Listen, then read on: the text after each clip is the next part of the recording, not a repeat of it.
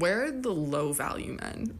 Like, what are all the low value men up to during these trying times? Because the high value men, I know they're around. They won't shut the fuck up. Low value men, I have not heard a word out of.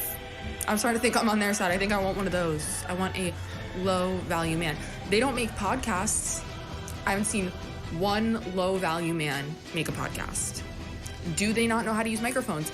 Maybe that's a good thing. That's hot. All right, I've never seen a man use a microphone for good. Until now, everybody buckle up. It's Low Value Mail time with your host, Danny Polishchuk. Oh, what's happening, everybody? And welcome back to an all-new episode of Low Value Mail on this Tuesday, April 4th, 2023. A year that will go down in something. Did I say year? I meant day. A day. Crazy day, everybody. And I'm very excited. We got a great show for you tonight. Joining us on this episode, we have the one and only Flat Earth Dave, everybody. Flat Earth Dave, a Flat Earth expert. Just a little quick bio of Flat Earth Dave. Flat Earth Dave began his Flat Earth journey when he left a very lucrative corporate job, started his own company. As a hobby, he hosted a conspiracy comedy show at a New York City comedy club for 3 years, and then after many fans urged him that he look at what he considered to be a ridiculous notion called Flat Earth, he sought out to disprove this conspiracy and put it to bed once and for all. It was then that he discovered Flat Earth was in fact the true Earth and has not looked back. And boy, do I got a lot of questions for him. I'm sure you all have a lot of questions for him. We all do. Before anything, let's get a little housekeeping out of the way as we do. Please subscribe to the channel if you don't subscribe and you're watching right now. I don't know what's going on with Rumble, by the way. Rumble, I think Trump shut down Rumble for a little bit. So I don't know if you're watching me on Rumble right now, but if you are, welcome everybody. And if you're listening again, also, please just leave a review. Just do one of the things. There's like 8 things you can do. Do one of those things that help out the show. Tell a friend. That's probably the best one, actually, is just tell one of your friends. Don't make a big deal out of it, though. Don't make it seem like it's a script. Don't read off a script. Just say you're hanging out with one of your boys, and then they're like, hey, and then you're like, hey, and you ever heard of Low Value Mail? Like, just something like that. Just be cool about it, okay? Be cool about it. Tomorrow night, and as always, you can support the show. We have an after show at 11 p.m. They've been a fun time. As always, we just get copyright strikes, claims. It's a good time. You can support the show and get access to the live after show on Patreon, Locals, YouTube. Just join up, and then you'll get that link, and you can also just support. And also right now, there's a free trial on Patreon. So why wouldn't you do it? Tomorrow night, 10:30 p.m., live from the Stand, Green Room. We have all new episode of The Bathhouse, Passover edition. I should not be doing this. My mom's watching right now. She's going to be like, why the fuck are you doing comedy stuff on Passover? But Passover sucks, and we're not slaves anymore. So I guess some of us are slaves to the, you know what I mean. I don't even know what I mean. And we're going to be joined tomorrow night by Dan Carney, Chris from Brooklyn, Chris Vega, and Bonnie McFarlane. So that's a pretty banger lineup. April 22nd, if you're in New Jersey, come catch me headlining at Morris Plains. And then last but not least, just a reminder, because some people are unclear about this, we have an all-new phone line for the show. The Scroat Hotline is what I call it, 1-888-949-2969. The number will go up once we open the phone lines. And you can call them from Canada for free. So I did that for the Canadians, because if Canadians know anything, we always get the shaft on shit like this. I say we, because I am Canadian, or was. I still am. They can't take that away from me. So, okay. This Trump stuff, I'm not going to get into it. If you want to go watch Tim Pool or something, I'm probably the only show that's like, Trump, we're talking about flat earth tonight. But I'm literally every other show. Shout out to Tim Pool. You catch me on that show in the near future. I can't tell you the exact date because he likes people not to do that. But you can catch me on myself and Ryan Long on very soon. I don't know. the whole thing is ridiculous. I think we all think, like, you're like, yeah, the guy's probably committed some crimes. I wonder what Flat Earth David has to say about all this stuff. But, the guy's obviously committed some crimes at some point, but so has probably every president. And if they go arrest all these other presidents, then I'm all for it. I think a lot of people will be like, yeah, you go arrest a bunch of other presidents, and I think we're a lot of people are going to change their tune about this. But the problem is that they're not going to do that. And that's it. You know what? I don't even want to get into this. We're just going to bring our man Dave on right now. So 1 second, everybody. Let me unmute this guy. Hold on. I apologize. I got last minute, right as I was setting up, I was like, you know what? We have that extra monitor. And so, because last week I was looking down. Okay, here we go. Flat Earth Dave. Let's lock in that frame. Dave, can you hear me, sir?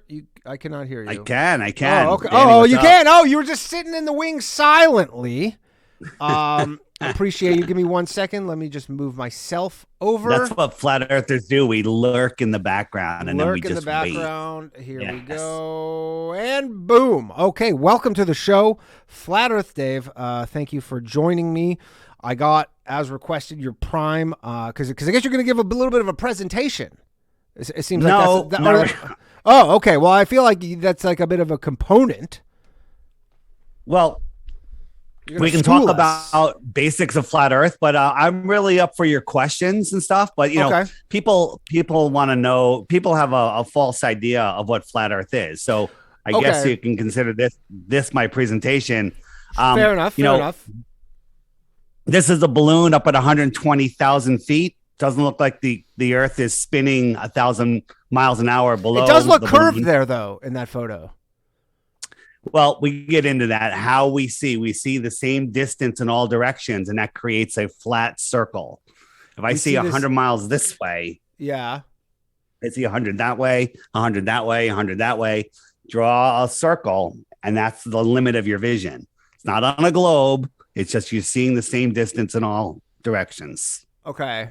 Here's a problem. The last science class I took was in the 9th grade in high school.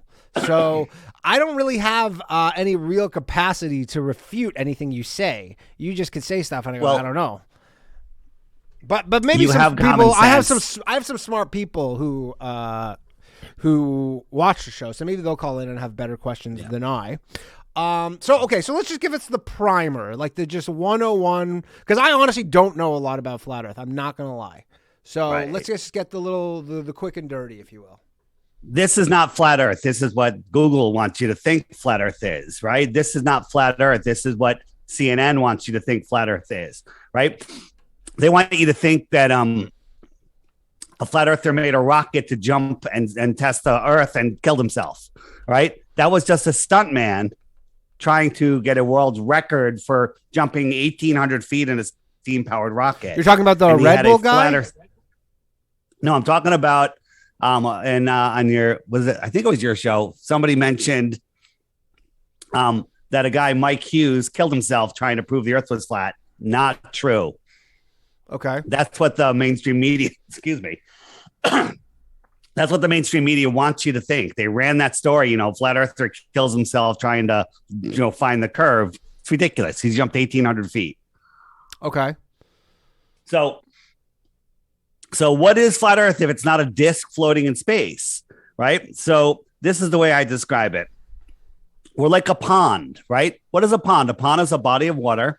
When it's at rest, it lies flat, and it's surrounded by land that's higher than the water to contain the water.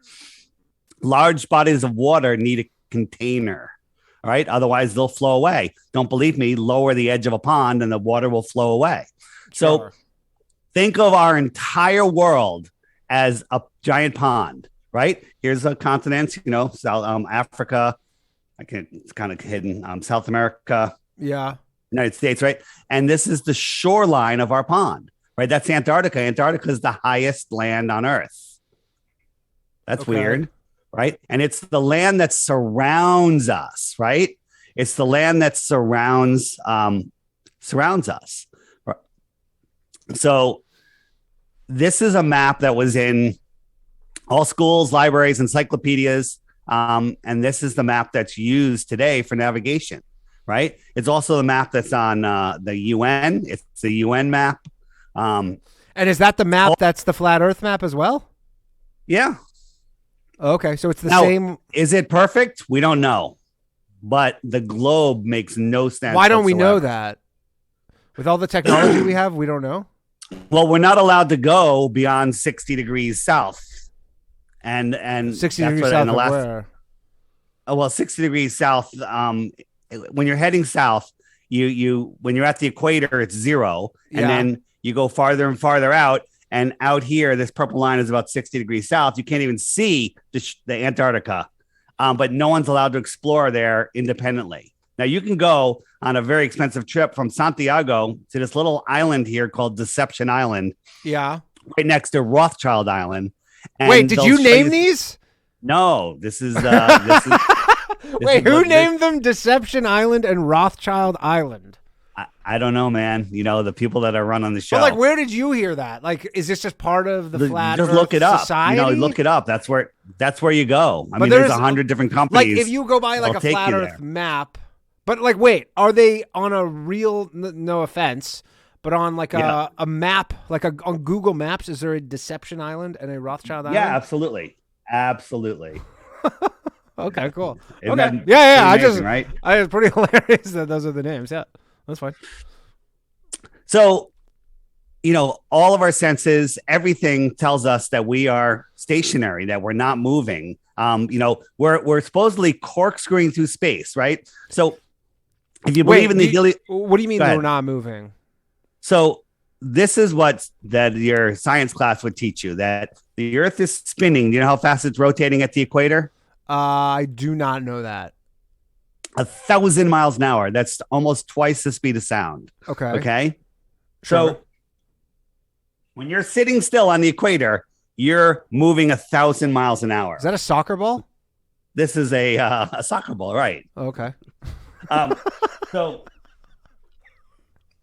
and All right. in all the different latitudes, you're moving a different speed because they're spinning a smaller circle. Like if you're near the North Pole, you're making a small circle once a day. Sure. If you're on the equator, you're making a big circle. Yes. So you're going all these different speeds, but we never notice it. We're also orbiting the sun at 66,600 miles an hour, and we're chasing the sun.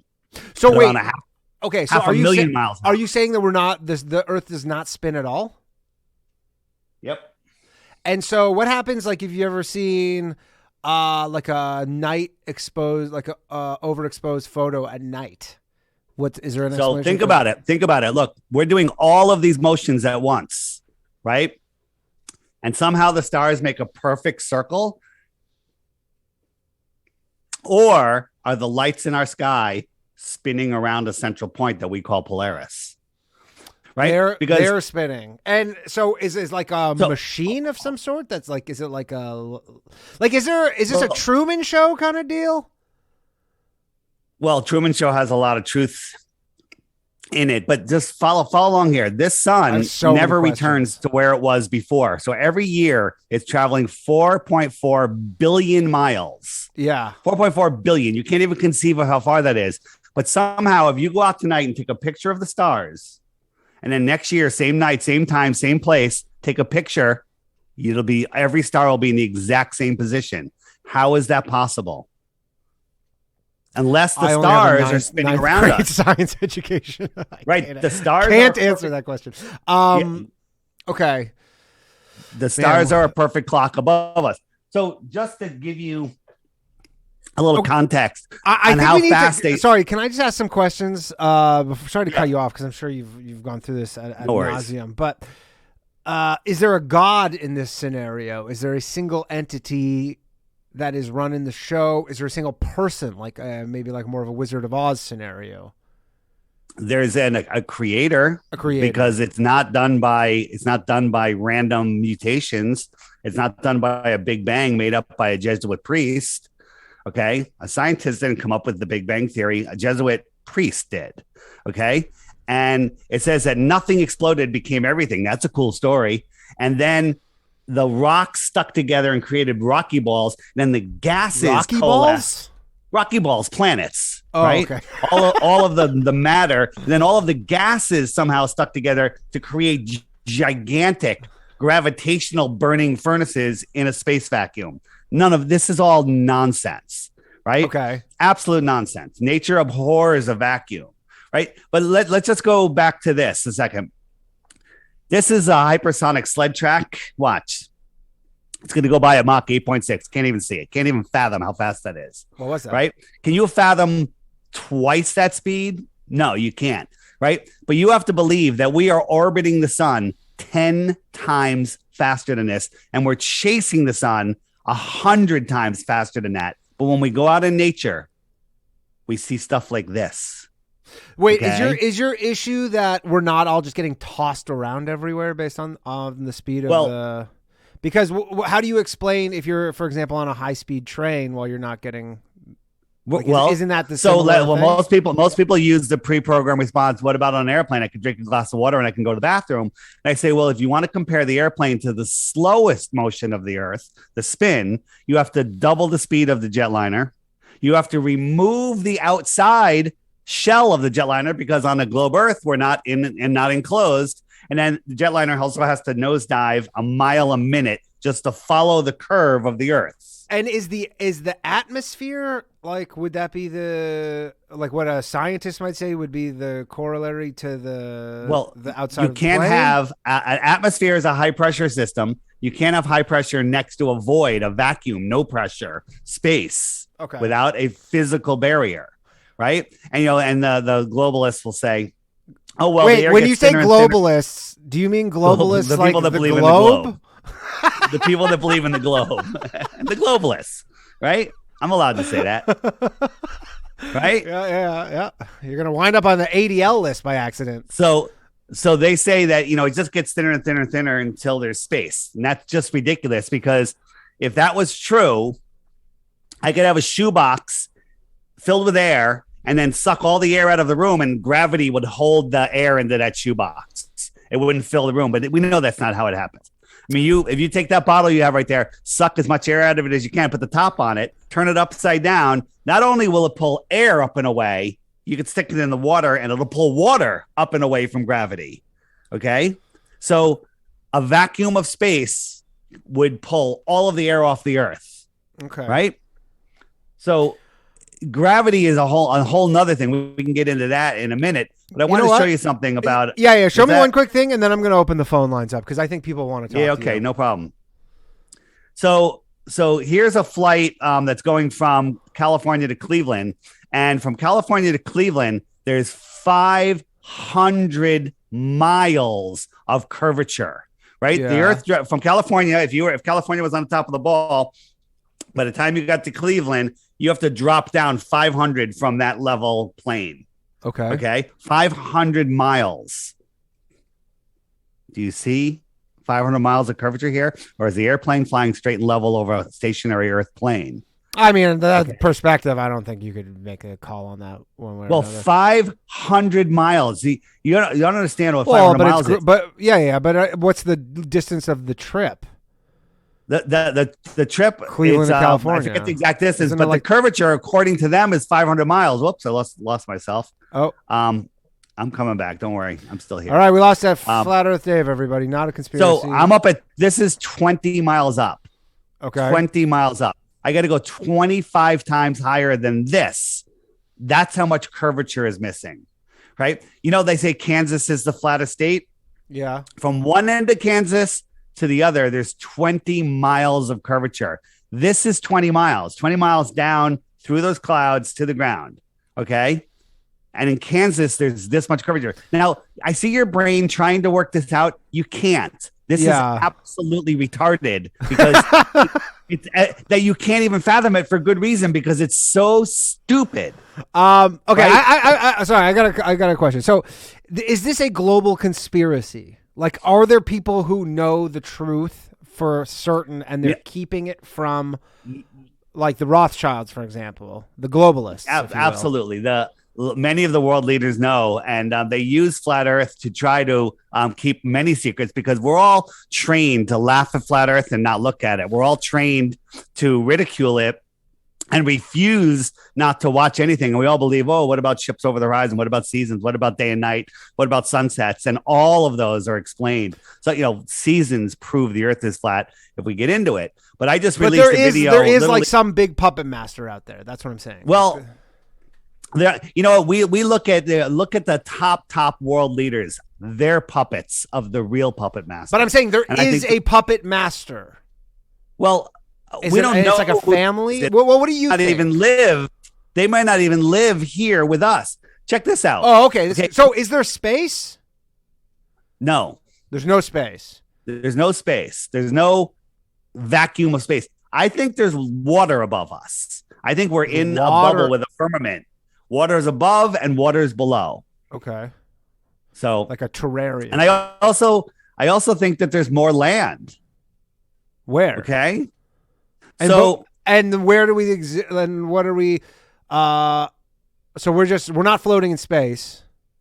So here we are. Here's South America, right? Africa, Australia, and this shoreline here is Antarctica. And is it an ice wall? Well, they say it's not an ice wall like Game of Thrones.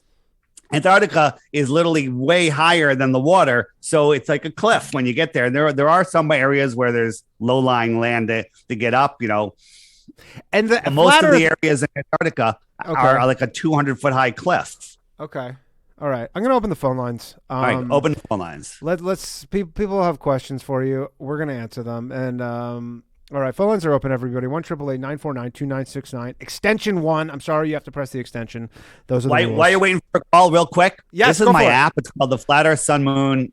I was just going to ask you if that's your app. That's a very popular app.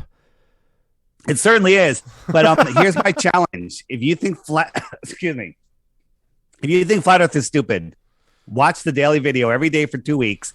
At the end of that, if you think the Earth is flat, a globe, send me a proof and you win 3 Bitcoins. But before you do, you have to hit the frequently asked questions button, the question mark, and up come all of the dumb questions that you're going to ask. Okay, hold tight, Dave. We got a call. Why? Sorry. Yeah. Okay. What's that? We got a call. 1 sec here, please. Go for it. That's the YouTube channel. Oh, hello. Hey, how's it going? Hey, thanks for calling Low Value Mail. You're on the line with Flat Earth Dave. Dave, can you hear our guest? Not yet. Who am I speaking with? Hey, Flat Earth Dave. It's Gilly from Florida. Oh, Gilly, what's up, man? Chuck. I just have one question for Flat Earth Dave. So, well, actually 2 questions.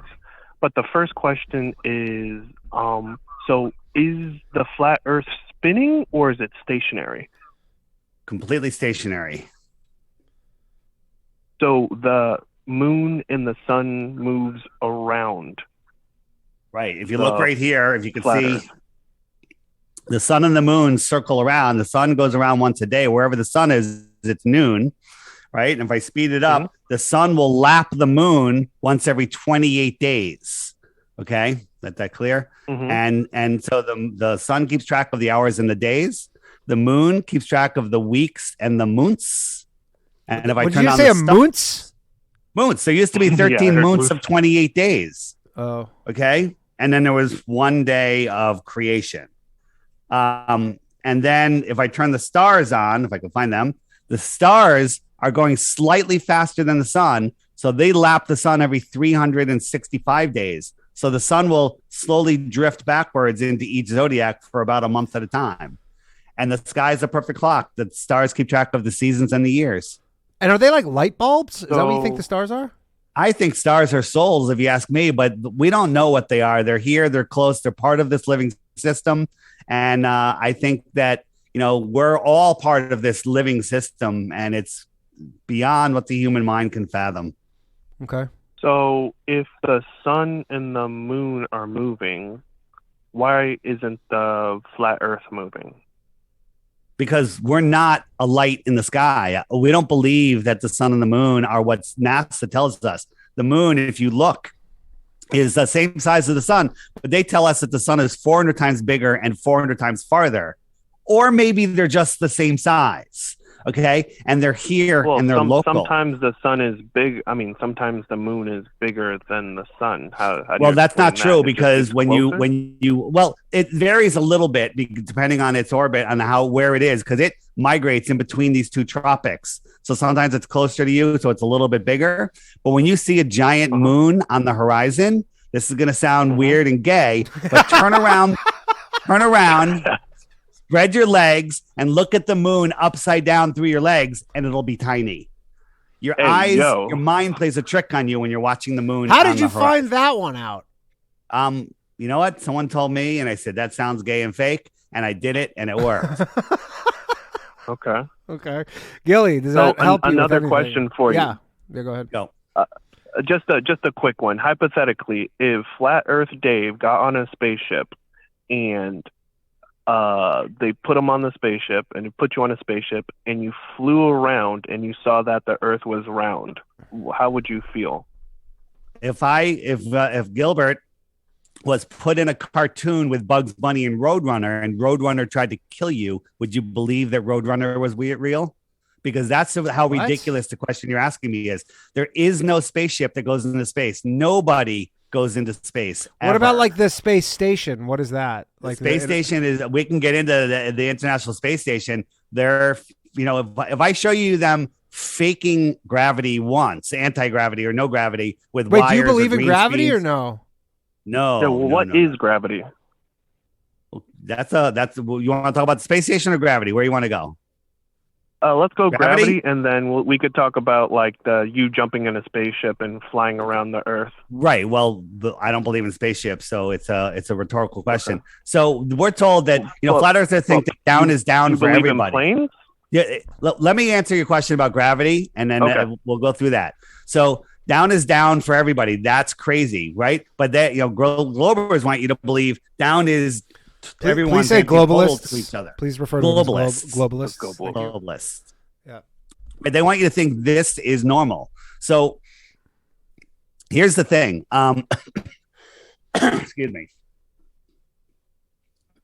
Gravity is a theory. It's made up. It's not proven. And they have to put like 96% dark matter and dark energy to fill out what's missing. So that sounds like a failed theory to me. There's the electrostatic theory, okay? Right? And so that is positive and negatives attract to each other. We know that. We've seen it, okay? And the Earth... like black chicks and white girls? The Earth is neutral or negative, whatever you want to call it. And excuse me, I'm dying here. Everything... Okay. Do you think you're getting too close to the answer? No. Oh. I just getting over a cold, and I've got this cough going on, so I'll survive. Don't worry. Or originating in potentially a cold from China? Yeah, that it came from a lab in China. Uh-oh. So anything in the air above the ground is attracted to the ground, right? Mm-hmm. There is a testable, measurable, scientifically provable flow of energy down into the earth, right? So everything in the air that's more dense than the air is attracted to the earth. Right. So how can we test that? So here is we had some party balloons here and we tied them. We got a little button here and it's just neutrally floating over the floor by a couple inches. And I have this wire that goes to a Van de Graaff generator. Now we're going to add a positive charge. We're going to increase the positive charge and it goes down. And then when we discharge it, okay, here we go. We're going to discharge and it goes back up. Now, did we just make it heavier, more gravity, or did we play with the electrostatic charge of the earth? Right? So we can do the reverse. If we get something that is negatively charged, it goes up. Okay. And as long as we keep that negative charge in it, it floats. Right? So are we messing with gravity or the electrostatic charge? One more. This is by MIT. Okay, sorry, Gilly, I'm going to let you go, man. Thank you for calling. MIT created this drone. Hold thing. on. Sorry, drone, and it flies with no moving parts. Okay. Just changing the electrostatic charge. All right, Gilly, quickly. So back in the day, I used to make these your mama jokes about your mama's so fat. She's so fat, like things have an orbit around her. and that really messes up that joke. That's you're fucking with his jokes, come up Dave. with a different joke. Yeah. Sorry. Yeah, that's messed up. All right. Thanks, Gilly. But have a good one. Later. All right. All right. We got another call here. Hello. Thanks for calling Low Value Mail. Who am I speaking with? Hey, this is John. Danny. Amount of time. John. Oh, sorry. There you go. John. Good. Hello, John. Hey, I'm losing you guys. Oh, I can hear you, man. Okay, good stuff. Dave, Danny, nice to talk to you. Pleasure. What's up, Danny? I'm Danny. Oh, you're Danny. Yeah. He's What's up, He's John. John? Okay, so let's just. I wanted to piggyback off of the moon talk. I know you got a lot to say about flat Earth, but I'm fascinated with what's going on with the moon. How do you feel, Dave, about the theory that the moon, the phases of the moon, are a powering up and powering down cycle? What do you think of that? Yeah, the moon is very interesting. When there's a full moon, how is a dusty, dirty rock reflecting light all the way back to Earth where I can read by it, where I cast my shadow on the ground, right? And how is a dusty, dirty rock lit up evenly from end to end, right? When you have a single source light, like a distant sun, there would be a hot spot, then it would fade out towards the edges. But the moon is its own light. It's a cold light, and it's lighting up the Earth. Now, you're saying you don't believe in the reflect? Obviously, yeah. What I mean. Well, yeah. Go look at a rock, like a gray rock or some piece of cement on a sunny day. Is it reflecting light as bright as the moon? No. No. Question, actually. Sorry. Just what causes sunburns? Well, the sun energy is coming down and hitting you, and your skin. But the sun is just like the sun's just like a light bulb.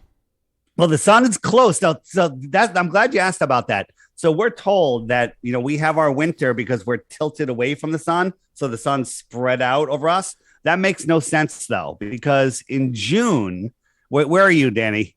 I'm in New York City. What state?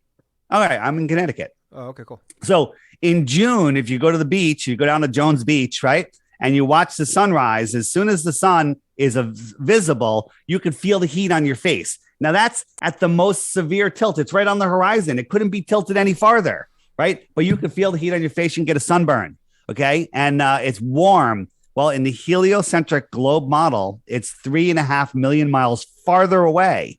Now, in December in New York, you can go out at noon when the sun is at its highest point in the sky, also 3.5 million miles closer to you in the winter, and you can look at the sun and not even feel the heat. Yeah, I heard that point made, and then I looked because I didn't even know how far away the sun was. So it seems like that's kind of marginal. Like it's 93 million miles away. But the tilt, if you really think about the tilt, it actually proves it, right? Okay. So let me show you right here. On the app, let me make it a little bigger. So on the app, the sun goes around. Right now, the sun is over that red line. That's the equator because we're in March. It's actually a little inside the equator. And if I jump forward, April, May, June. So in June, the sun is over that inner yellow line. That's the Tropic of Cancer. That's as close as the sun gets to us here in New York, right? When it comes around, you're going to see that it goes right over Miami. Well, it's friggin' hot in Miami in June, right? That's because the sun is directly over them. For us, it's lower in the sky. It never goes directly over our head. If we have a stick straight up, there'll be a shadow because the sun's farther away. It's down the road a little bit, right? But then 6 months later, the sun moves all the way out to the Tropic of Capricorn, and we have our winter because the sun's farther away. What happens when a light is farther away? It's lower in the sky, right? Danny, if you and I were outside on a winter day, okay, and we're sitting out in a field, we're 20 feet apart because we don't want to, get the boogeyman from each other, and it's freezing, okay, and then and somebody comes up and with a 10-foot pole holds a heat lamp directly over your head. Now you're like, and you take off your coat, right? And I go, Danny, where's that light? And you're like, oh, it's right directly above me, and it's warm. And I look at that light. I'm 20 feet away. Well, it's not above me. It's over there. It's lower in my sky. And I can barely feel the heat. It's farther away. Now, if that person walks over to me, keeping it at the same height, you're going to watch that sun go down, down, down, down, down. I'm going to watch it go up, up, up, up, up. I'm warm. You're cold. That's how seasons work. All right. This is making my head hurt. Well, it's hard to follow. It's hard to follow. It's a really, it's a lot going on here. John, anything else? Still there, John? No, I don't think so. But yeah, I think like you're right about them being, like the stars in the sky and the sun and the moon being like a hot rock. I think like some of the ancient Greeks thought that, didn't they? Well, the ancient Greeks, the sticks and shadows, that's a whole made up story. It didn't even appear in the books until the mid 1900s, and it works perfectly on a flat Earth. But just real quick, for frequently asked questions, what about seasons? Click that button, and you'll get a whole bunch of stuff that Google doesn't want you to find. All right, thanks, John. All right, then, we got another call here. So sorry, Dave. Hello, next call, Low Value Mail. Yo, Danny, it's Todd from Tempe. Todd, how is it going, my man? Good. You're on with Dave. So just a couple. All right, great. Just a couple things. One, I love the new use of the term globalist that I. Oh, that's the funny. That's maybe one of my favorite things. I guess just my question to Dave would be, what would be the incentive for them to, I guess, come up with this whole other like story? Like, why would they need to lie about it? I gotcha. So if you look at this, hold on. It's all about control, right? It's all about. Whoops, here we go. It's all about control. Where's my Antarctic basin? Here we go.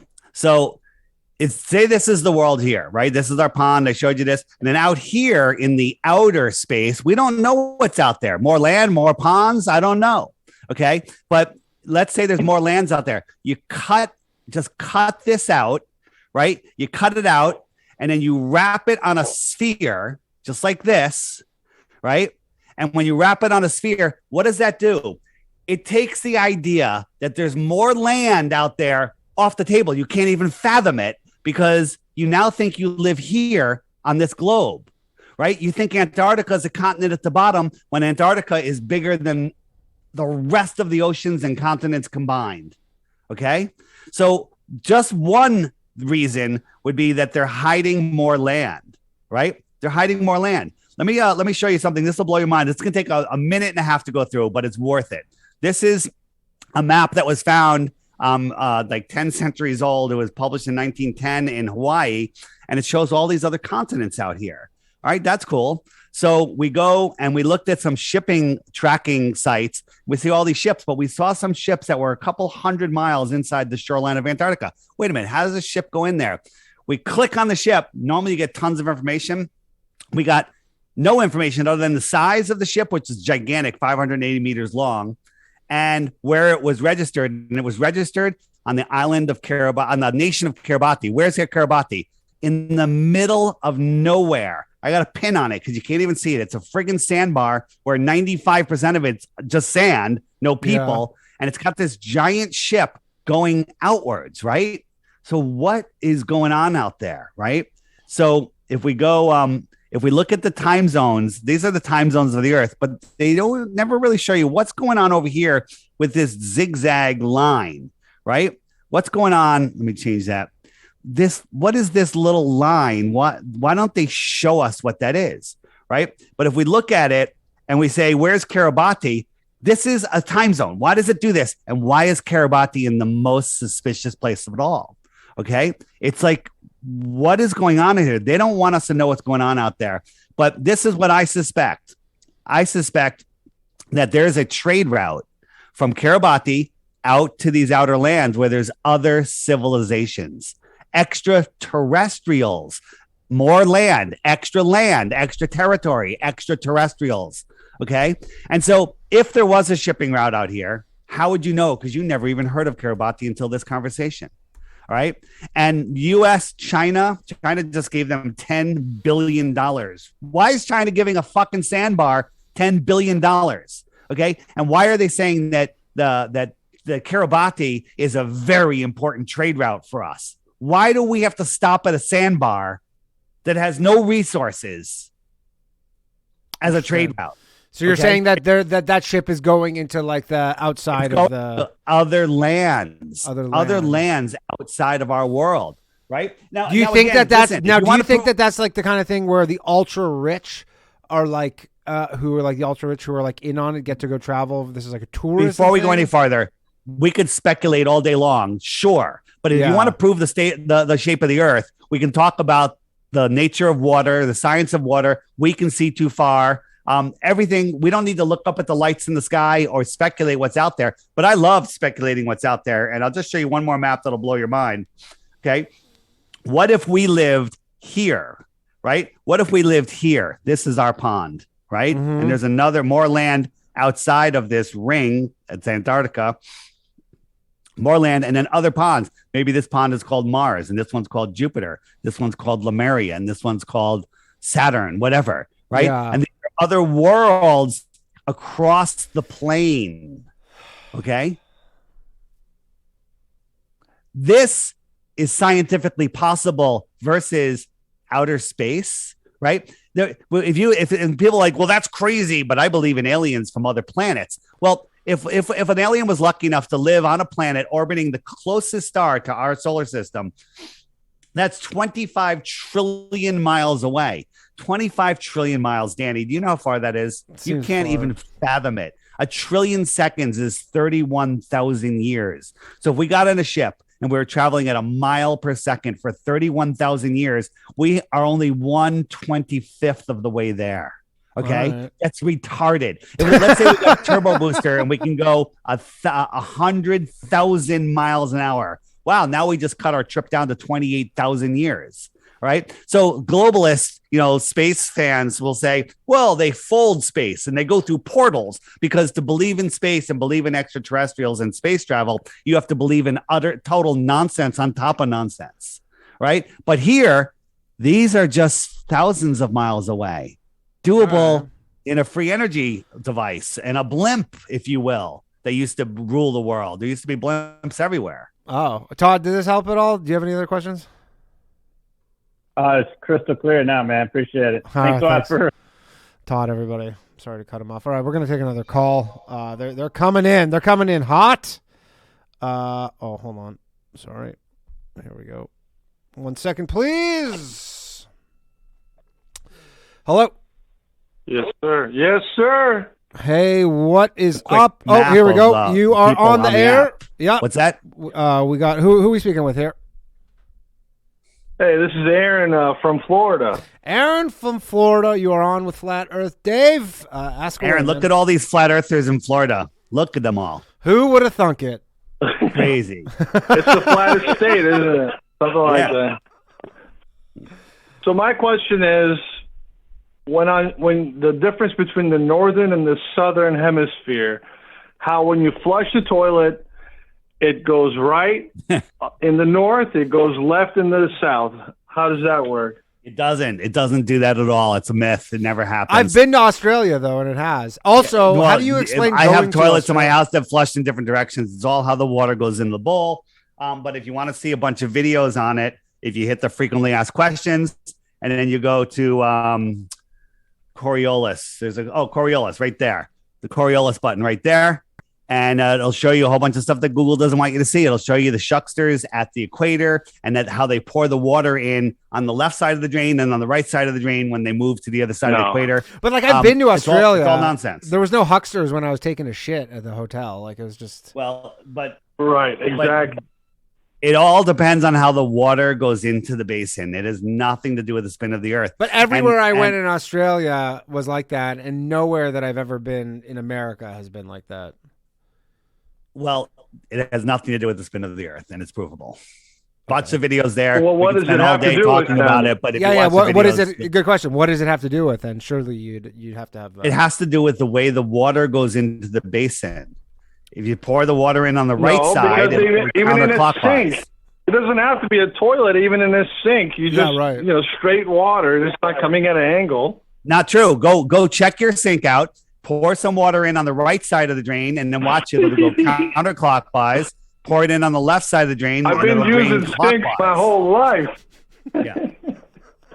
I think I Well, know. try a different sink, man. I don't know what to tell you. It's my sink that's wrong. Yes. Any other questions? All right. Thank you, All buddy. right, take care. All right, that was a question. All right, we got someone who's been eagerly trying to get through. 1 second, please. Hello. Hey, I've called. Talking to. Can Dave hear me? Yes, you're I on the air can. with Dave. How are you doing, man? Doing good. My name's Kevin. I've called in a couple times before. What's up, Kevin? So what do you think about like the moon landing and stuff? Because I remember seeing Dave on I think it was Sam Tripoli, and he had like a green screen where he was pretending to be in the space station or whatever the hell. Oh, they the say it moon is. landing or the space station. It's all nonsense. Yeah, I mean, I right? can't imagine if he doesn't believe in space that he'll believe in the moon landing. Well, we got the footprint, and then we got the boots. They don't match. Okay, and how did they get a nice crisp? There must be water. It must be moisture in this dust to make that nice pattern, but doesn't match, right? There's. I know. I mean, if you look at the moon landing, it's crazy. Sure. I think the videos are definitely fake. I don't know. I think they actually got there, but I think the videos are fake. Just from that's I used to think the same thing, but they got there in this. Look at this thing. This thing's made from paper mache, tape, tinfoil, right? If you really analyze this thing, it's absolute and total nonsense, right? All right. And this thing's going to blast off the moon and take these guys back to an orbiting orbiter. And then, and there's no seats in there. Okay. How 2 grown men are going to go in there and then take off and go back to the orbiter. It's absolute insanity. Let me just show you something because you'll like this. So moon landing, where'd it go? Moon landing. So this is the LEM, right? That takes off from the moon. Right now, there's 2 grown men in there. The thrusters down here, okay, the big cone-shaped thruster that didn't leave a crater when it landed. Wait a minute. How come the thrusters here and they blow up and then now they're just going to float up? And then who panned up and filmed it? And then how'd they get the film back to Earth? Okay. This is all. I'm with you on that. Like that. Whatever the belt is that even their own science, it doesn't make sense. Right. Yeah. But does that have anything to do with flat Earth? Is that like those absolutely. Seem to be 2 separate things. Because in 1959 or 58, Admiral Byrd went out and said, hey, there's more land beyond Antarctica. That's a problem on a globe, and said it's bigger than the United States, filled with resources at a time where all countries in the world are fighting over resources. So this is a money there's thing. Resources. This is a follow There's the no money people. thing. There's no animals. There's just resources. And they go, nobody can go to Antarctica. All the countries in the world sign the Antarctic Treaty. And then they go, oh, we're going to the moon. Someplace where you can't go. Dave, so you're saying this is a money thing? It's not a money thing. It's a belief thing, because when you wake up to the but true someone's Earth, profiting from all these like resources that's they don't out there. need money. They make money. Money's fake. And you're talking about the globalists here. The globalists, they control us with money. Do you ever get accused of like back like almost anti-Semitism because of the globalist connotation? Because you're like, I'm not talking about Jews. I'm talking about globe people. Here, watch this. See that? You see that guy's shadow? The sun was off to the left. His shadow went to the right. So we're panning to the right, panning to the right, panning to the right. And now look at his shadow. It's kind of going away from us, right? The sun was over here before, right? Yeah. And now it goes over. We're panning to the right, panning to the right, panning to the right. And now his shadow's going this way. Okay. Yeah. That's impossible. That's a studio set. And we have a NASA whistleblower, the son of an admiral, on his deathbed, confessed and told the story of how they faked the moon landing at, I think it was Edwards Air Force Base.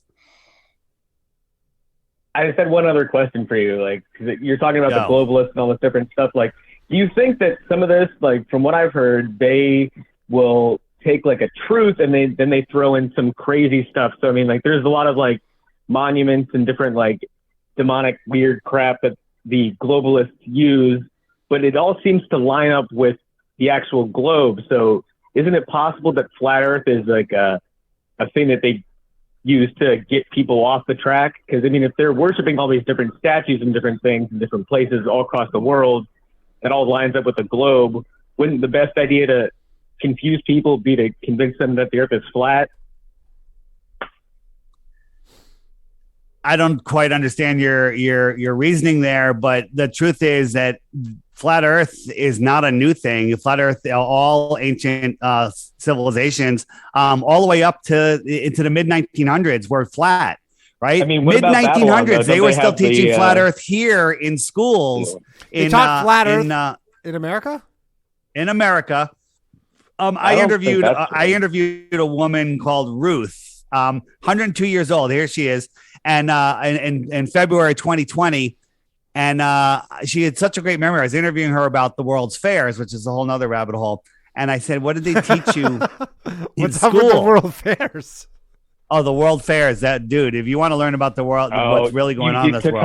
Tartaria? Yeah, you got to hear about Tartaria, Danny. Oh, yeah. We need if Exertus is watching, we need him to call in. Yeah, oh, so you know him, Exertus. I know Andreas. He was in the chat before the show started. Yeah. He's the man. He knows all about it. Okay. Oh, he's a Tartaria expert. All of our history is a lie. The Wild West is a lie, right? We think we're at the pinnacle of civilization. We are in the middle, near the end of the movie Idiocracy. Okay. Seems like it. Yeah.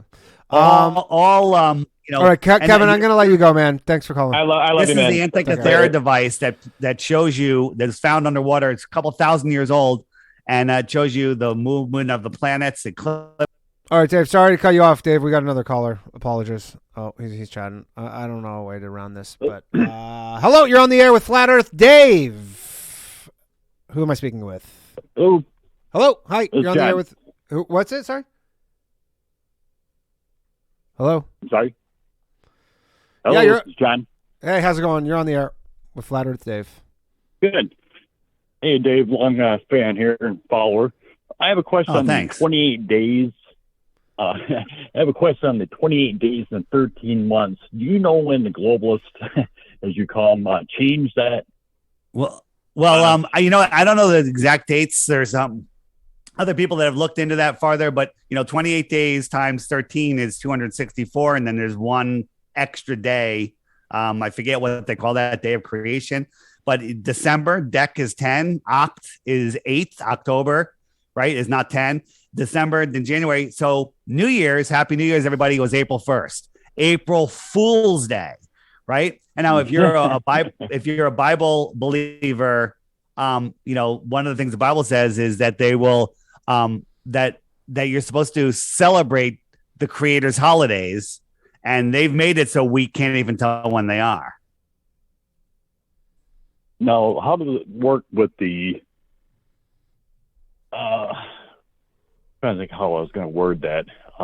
Like the leap year and all that, is that something they put in to count for their extra globalization?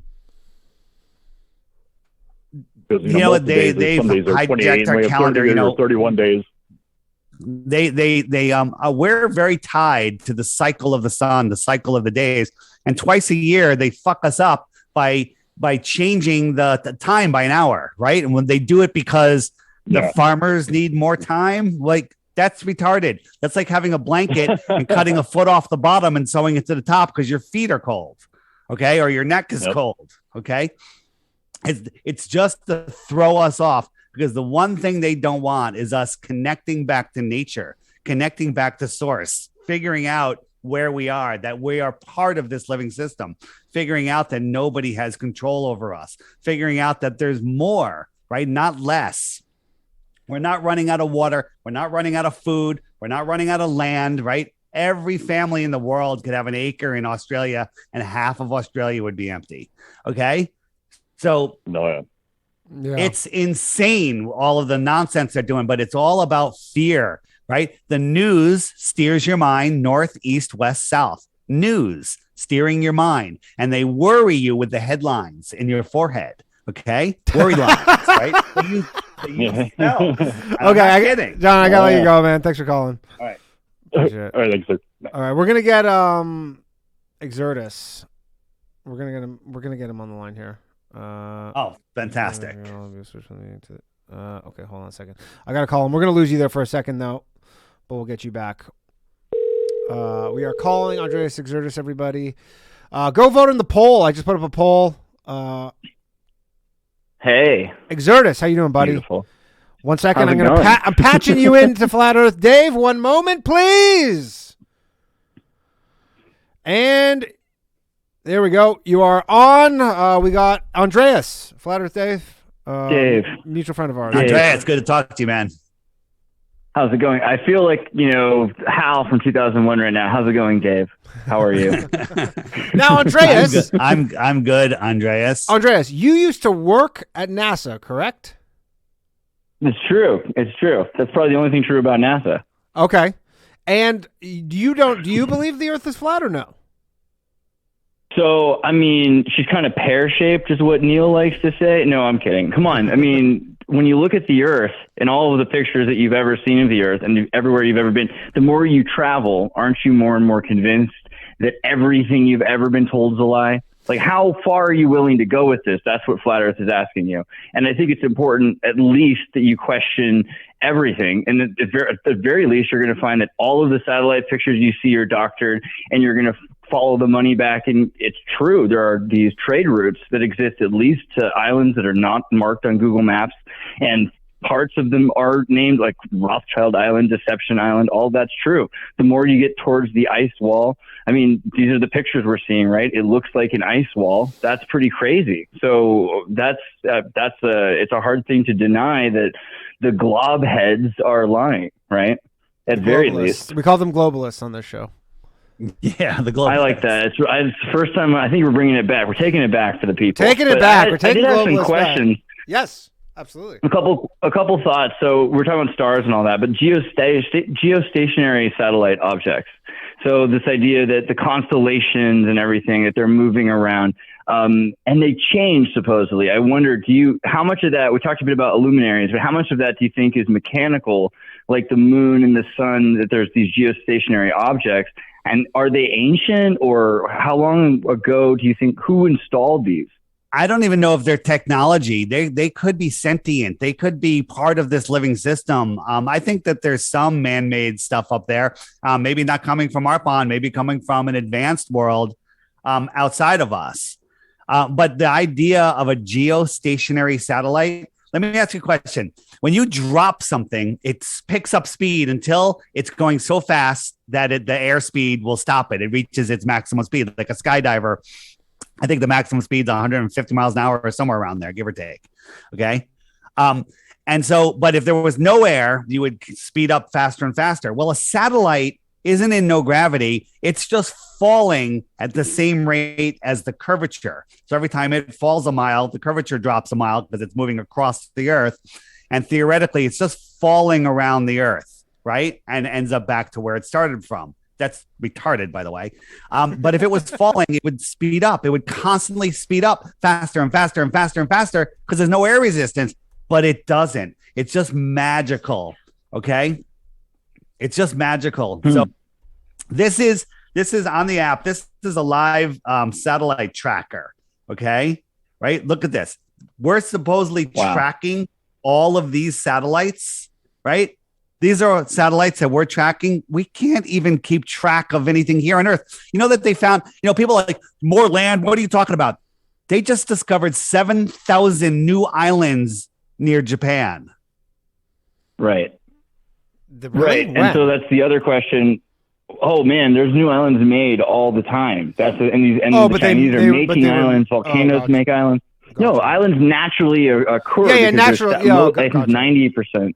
90% of the volcanoes are submarine volcanoes, underwater volcanoes, and they're producing islands. But that's the other question. So these islands, that we're talking about, like Muramura or in Tahiti, where they have all these, the Operation Sky Break, where they're trying to break open the sky.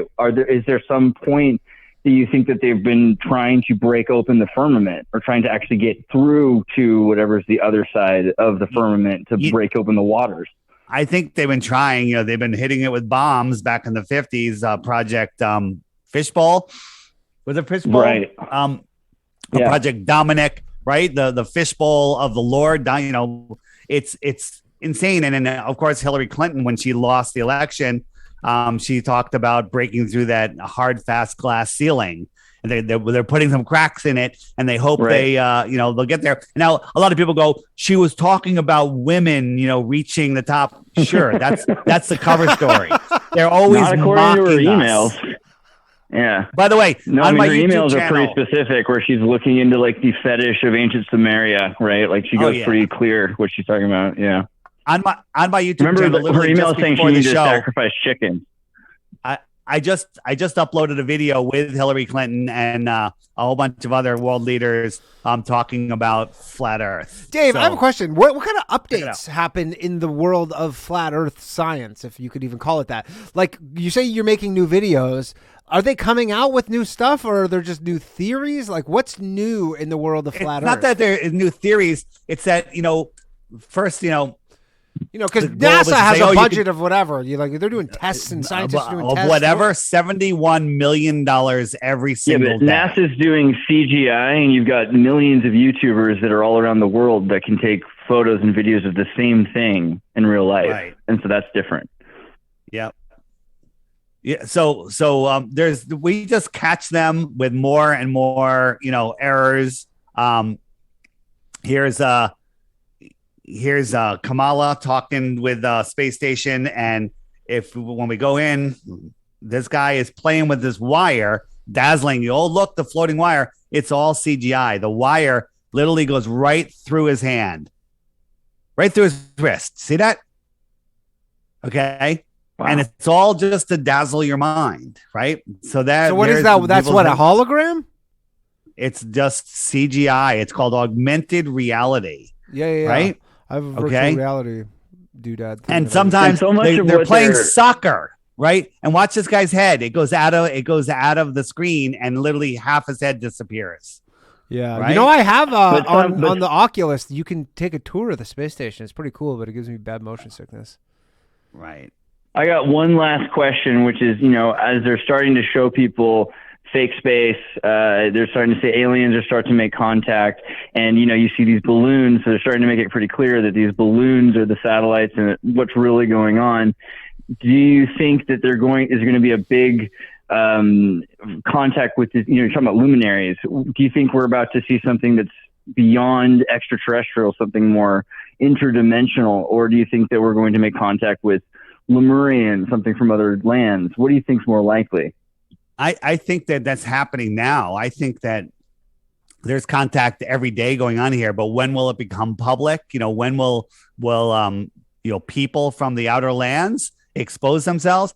I don't know, but they're going to try to fake it to create a one world government, the fake alien invasion Werner von Braun talked about. And that's the last card. And that way, all the governments will it's a new world order. They want a one world government, a one world military. They want everything under control. The problem is the cat is out of the bag. People are waking up. They're not believing in the boogeyman anymore. They're not believing that we're on a ball. They're finding out that, hey, no one has control over you. The biggest lie on earth, the one that they tell you, the only thing that's for certain is death and taxes. Both of those are lies. Yeah. Both of those are lies. All right. I presume are you one of those like no tax guys like Wesley Snipes? All I say is I pay all of the taxes I'm supposed to pay. Oh, okay. As you should. Shouldn't pay any more than the bare minimum. All right, Exertus. Thanks, dog. Right. Appreciate it, bro. All right, later. Thanks. That was Exertus. All right, we got another caller. Just quickly. I'm just gonna pick up another caller because they're coming in hot. Oh, we lost them. Damn it. It's a person who's been calling in nonstop, and I want to get to them. Okay, we got a caller here. One moment, please. Yeah. Hello? Yeah, hi. Hey, what's up? Just 1 second, hello. And you're going to be on with Dave. Dave, we got a call. Hey. Wonderful. This is awesome. My name is Phil. Dave, I've listened to you for a long time. I appreciate all the time you spend. You're the host. I'm not familiar with your name, sir. Who are you? My name's Danny. Danny. Awesome. Okay, so just a little bit ago, Dave was showing about. Thanks for taking my call, by the way. Yeah, no problem. You got through. We were talking about the moon landing, and I kept trying. the moon landing, and you had mentioned something that I'm not sure if Dave touched on yet, and it was you were saying, what does this show to flat Earth? And then you started talking about globalists and blah blah blah. But yeah, something that I've heard Dave talk about in the past is it does not, like other things, it does not prove a sphere or prove a flat Earth, but it shows a connection between all the propaganda that the main agency, NASA, is trying to show you, and it puts a huge flaw in their system. So if they're showing you one lie, then they're showing you multiple lies, and then just like he was showing you a second ago with all the green screen stuff with the actor not and all that. So like that's to answer that question. I think is that accurate, Dave? Or you're just saying the purpose of the moon thing is to say that they're lying about other stuff. The purpose of the moon is to literally disconnect you from the Earth, to make you believe that there's other balls in space that you can walk on, to make you, not pay attention to where you are, and the fact that we're at the center of creation. We're literally in a magical place. When I say that is because your thoughts create your reality. Danny, everything you have in your life is because of the way that you think. Everyone listening, sadly, everything in your life, good or bad, is your fault. Yes. Okay? It's because of the way that you think, because your thoughts literally create your reality. That's what they don't want you to figure out. Who's they? They are the people that control us. Now, who are they? They're satanic, evil motherfuckers. Okay, they're not even the ones that we see. Those are just the ones that we see are the puppets of the real puppet masters. The where your money comes from, the bankers of the old bankers. Why the globalists relates to rivers and banks. The globalists, right? Correct. Sure. All right. Thanks for calling. They're laughing at us. They're totally laughing at us. It's all good. They always will, my man. All right. Take care. All right. Later. Take it easy, guys. Thanks. Bye bye. Okay, Dave. How many members do you have on your app? Nifty little app there. Where the friend, not everyone realizes there's even the friend finder on there, but the friend finder it's just approaching 100,000 right now. Wow. And the people. Hold on, sorry to cut you off. I had to take this call. This guy's been calling nonstop. I apologize, Dave. I think he's just talking. Danny. Hello. We'll ever put you together please. In. Oh, hey, sorry about that. We missed you there. All right, we got a caller. We got a new caller. Who am I speaking with? You're on the air with Dave. Danny, Dave, it's a pleasure. It's Dylan from Milwaukee, Wisconsin. Dylan from Milwaukee, Wisconsin. What's up, Dylan? What's going on, fellas? We're just chatting. Dave. What's your question? Go. Dave, I just want to put some respect on Dave's name. I love the guy. He's adorable. I'm a big fan. But what I really want to get to is, Dave, when you're talking about the ponds, and all the other pond systems, I think you're really close to the truth, which is crater Earth. When you're looking at the Earth, or when you're looking at the moon in the sky, you're looking at a reflection of the greater Earth, and we're all in a crater. So just a day or two ago, I had a video on there on the featured video about the moon map. Now, I saw moon map people before, and I was like, 50-50, maybe 40-60. What's moon map people? Where the craters on the moon actually represent the land masses on Earth. Okay, and it shows you a greater Earth. Yes. But if you go on the app, if you hit the archive button to the right of there and go back, you'll see the video in there. It is someone did a great job on showing how the map projections work and put it all together. I'm now 95% that there is a connection to the craters on the moon and what's really happening here on Earth. Again, it's one giant living system. And one more thing, I just want to say, when you're talking about those certain island trade routes, we're talking about people leaving this crater and going into the crater Earth. So like I said, I think we are really connected there. But yeah, I have your app, so I'll definitely check out that video. Dave, man, it's so cool to talk to you, dude. All right, y'all. Hey, have a good night. Danny, you're in New York. Where in New York are you? I live in City? just in the city. Yeah. Yeah, well, I'm right here in Connecticut, and we're having a meetup on April 29th, right in Stamford off of Exit 6 on 95. Come out. Meet the coolest people ever. Maybe if I'm in town. You can find the video on my channel, DITRH. How many? What percentage channel. of people who use your app are guys? Is 100%? No, there's so many women on here. So are there people? Are there guys already meeting, having babies? Are there people meeting each other on the Flat Earth app? Absolutely. The people have already gotten married, and I've also wrecked marriages where two people that were with globalists and just not happy. And they found each other on the app, and now they're married and have the problem with with marrying a globalist is the part where you got to break the plate. Okay. Yeah. We got. So here's I had a ton moon of map. calls, and then I just lost them all. All right, we'll have a call. This in a second. is like the moon map, and this is the great year. Our North Pole travels around this red line. Okay, hold on, Dave. I got to just call because you get cut off when I pick up the call, so I just want to let you know. Go ahead. All right. Great year. Hey, can you just turn down your thing? You're in the background. Yeah. Okay. All right, you're on the air with Flat Earth Dave. Who am I speaking with? This is Monty. Monty, how you doing, pal? Good. Thanks. I'm out of Idaho. Watch Dave all the time. Awesome videos. If you want to learn something about this deal, it's flat as fuck, dude. Flat as fuck. Anyway, okay. Concrete Man forever, and water seeks its own level. Thanks, Dave. Hey, thanks for the call, man. Oh, all right. He didn't even have a question. He just was a Dave fan, man.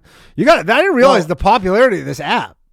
This is here's the thing, Danny, during your life, like, I want to get this cool toy, this tool thing, this, whatever it is. And then you play with it for a while, and then you kind of like get tired of it. Right. And then you come back, maybe you use it on and off. Flat Earth, when you wake up and see Flat Earth, it literally affects you every single day, everywhere you are. And all you want to do is talk to other people about it. It's amazing because How old is the app?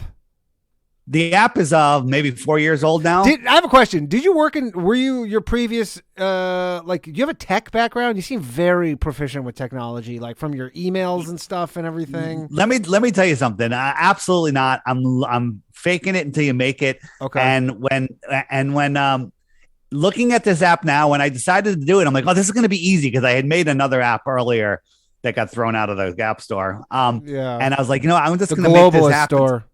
It's going to be simple. And then every time I think I'm done, I'm adding more and more and more. We just added a trivia game panel to it. It's so much fun. Okay. I'm adding a whole nother game.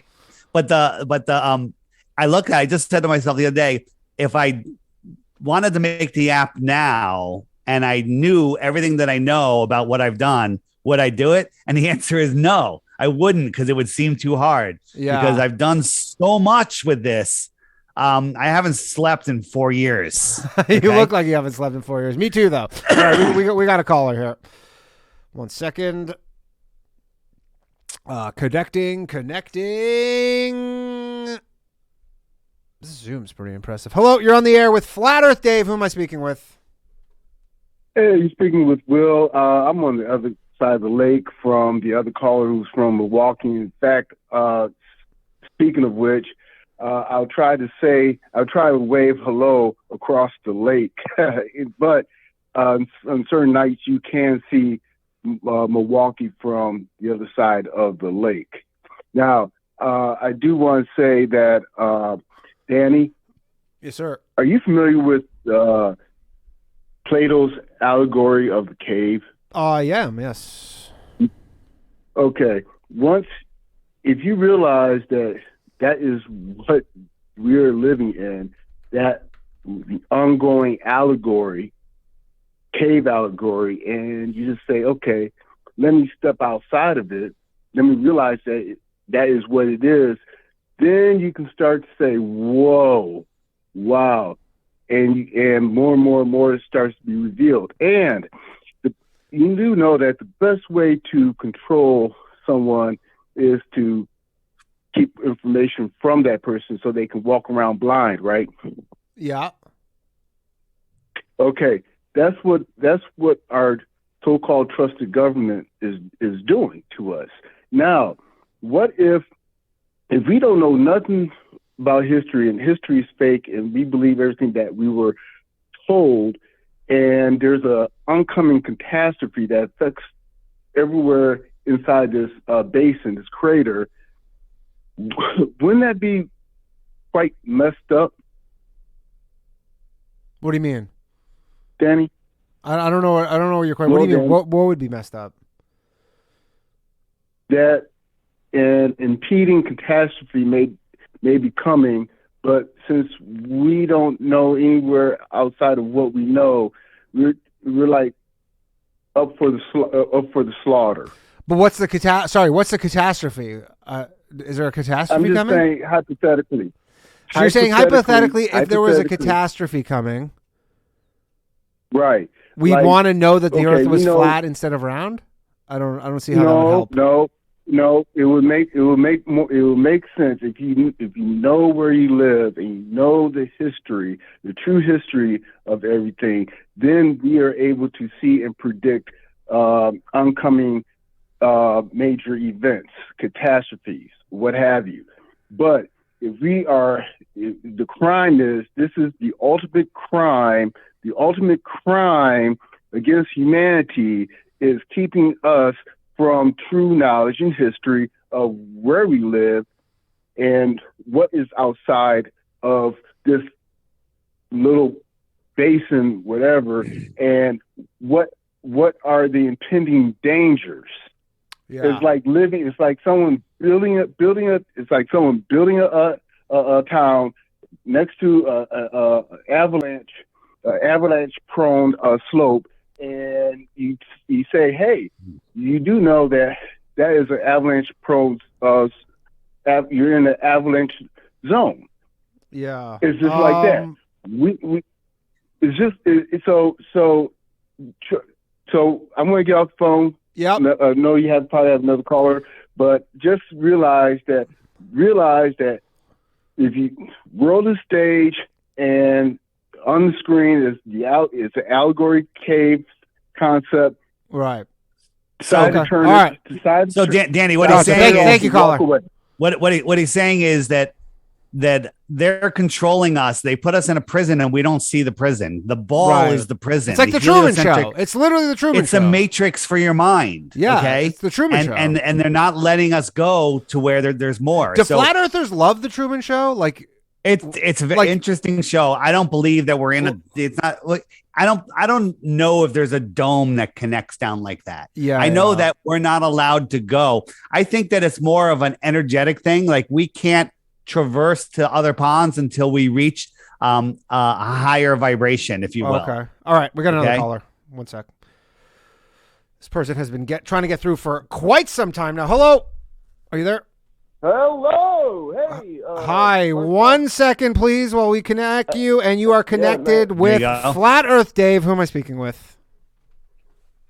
Yeah, man. I'm just calling for Texas. First off, Danny, you one hardworking individual. You're doing like 4 or 5 shows a week. You kind of remind me of one of your colleagues. You kind of remind me of one of your colleagues is a rattlesnake. Now, I have a question here for Dave. Can you just like speak up a little bit, just a little bit, if possible? You hear me now? Oh, much better. Much better. So Dave, not to be punny, but my question is more for something a little down to earth and less up above. So we're all familiar that the term, Dave, you've been labeled a conspiracy theorist. Is that correct? I take honor in it because I'm a conspiracy analyst.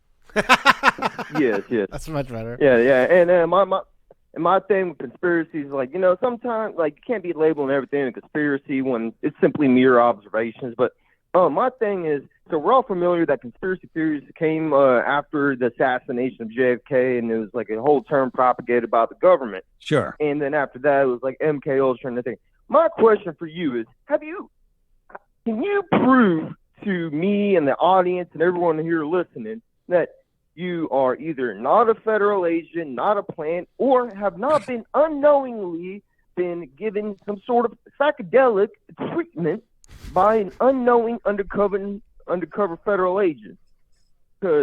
Can you prove that, Dave? asking. Because a lot of the stuff you say cannot be proved, like you're giving away 3 Bitcoins. You know what? Kind of thing. How can you prove that you are not a federal agent? How can you prove you're not a federal agent, Danny? I mean, hey, that is not being asked of me, Dave. Okay, I am not look at on my trial life. here, Dave. Hey, you know what? Because Look at my life. The U.S. government has admitted to being like, yeah, we. So let me ask you a question, caller. Let me ask you a question. What is the purpose? What is my goal? Is it to wake people up to flat Earth? Because I seem to be doing that. Okay, the app is going viral. People are waking up. You know, a couple years ago, you say flat Earth to somebody, they laugh at you. Now they go, Flat Earth Dave. I just went to Mexico. 10 people from all around the world recognized me in Mexico. So I am either failing as an agent. Did you say all around the world?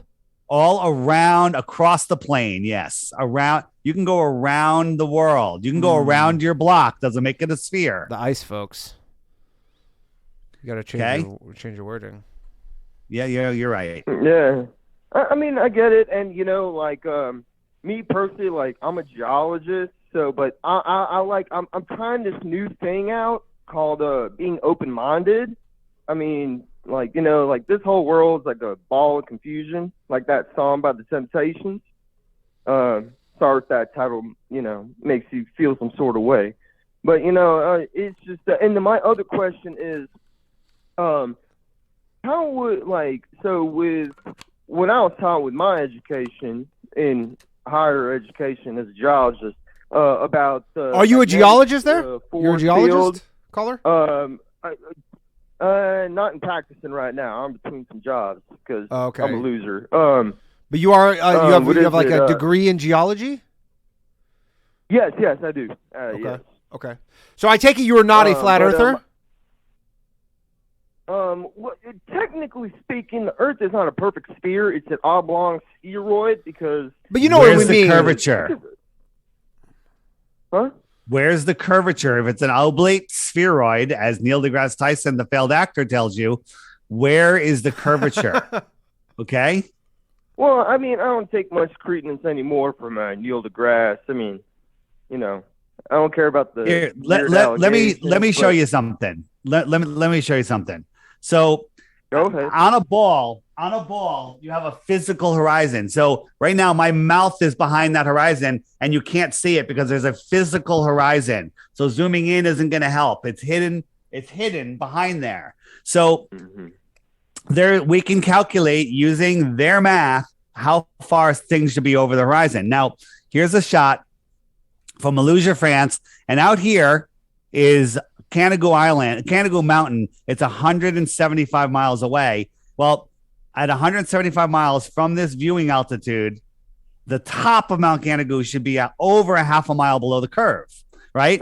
Well, you can't see it, but that's because the light that's bouncing off of Mount Canigou can't push through 175 miles worth of atmosphere. However, the sun is much brighter than the reflecting light off the mountain, and twice a year, as the sun migrates in between the two tropics, twice a year it lines up with Mount Canigou. Okay. And when it does, it backlights it and you can see the whole mountain.